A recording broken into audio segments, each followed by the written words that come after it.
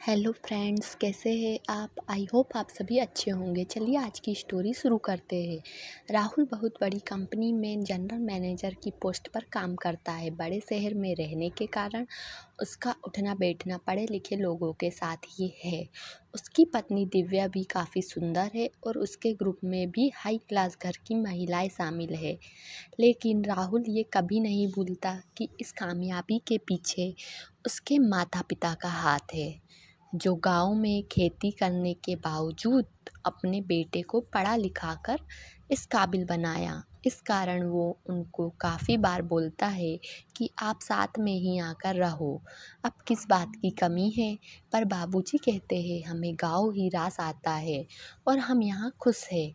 कभी कभी मिलने आ जाते थे, पर दिव्या को उनका रहन सहन और शक्ल सूरत से भी दिक्कत थी, इसलिए वो उनके साथ कहीं घूमने भी नहीं जाती और आस पड़ोस में भी किसी से नहीं मिलवाती।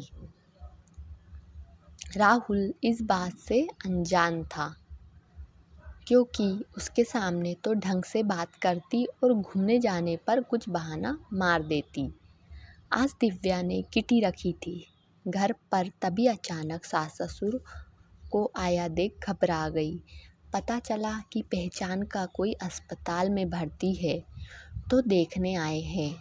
दिव्या किटी कैंसिल भी नहीं कर पाई, ना ये बोल सकती कि आप जल्दी घर मत आना। उसने कहा, माँ जी आप कल खान देखने चली जाना, आज आप अपने हाथों की सब्जी बना दो, मेरी सहेली खुश हो जाएगी। सास भी खुशी से तैयारी करने लगी। सहेली के आने का वक्त हुआ तो बोली, अब आप कुछ देर आराम कर लो, मैं आपको बाद में मिलवा दूंगी। और जैसे ही सहेलियाँ आई तो उसने बाहर से दरवाज़ा बंद कर दिया। काफ़ी देर बाद सास की नींद खुली तो दरवाज़ा खोलने की कोशिश करती रही, पर दरवाज़ा नहीं खुला। खूब आवाज़ दी, पर दिव्या सुनकर भी अनजान रही। जल्दी में दिव्या कमरे में पानी रखना भूल गई थी। अब दोनों को प्यास लगी तो घबराहट होने लगी।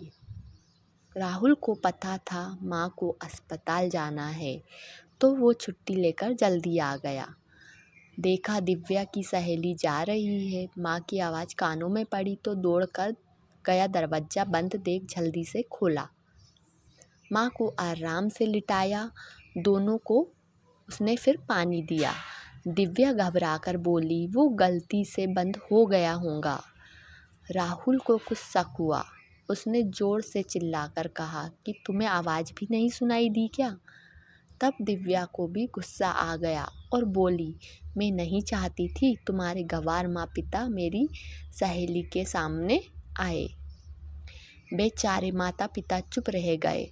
तब राहुल बोला, तुम्हें तो डूब मरना चाहिए, गंवार माता पिता नहीं, तुम हो जो शान के चक्कर में सम्मान भूल गई।